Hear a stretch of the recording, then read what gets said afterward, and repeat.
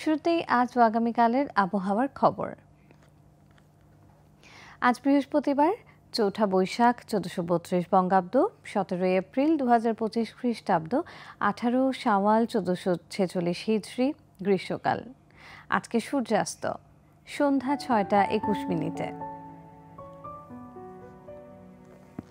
এবং আগামীকাল সূর্যোদয় সকাল ৫টা ৩৬ মিনিটে।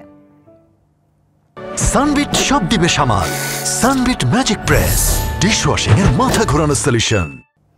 আবহাওয়া অধিদপ্তরের পূর্বাভাসে বলা হয়েছে, অস্থায়ীভাবে আংশিক মেঘলা আকাশ সহ সারা দেশের আবহাওয়া রংপুর ও সিলেট বিভাগের কিছু কিছু জায়গায় এবং রাজশাহী, ময়মনসিংহ, খুলনা ও ঢাকা বিভাগের দু একটি জায়গায় অস্থায়ীভাবে দমকা হাওয়া সহ বিদ্যুৎ চমকানো, বৃষ্টি, বজ্রসহ বৃষ্টি হতে পারে।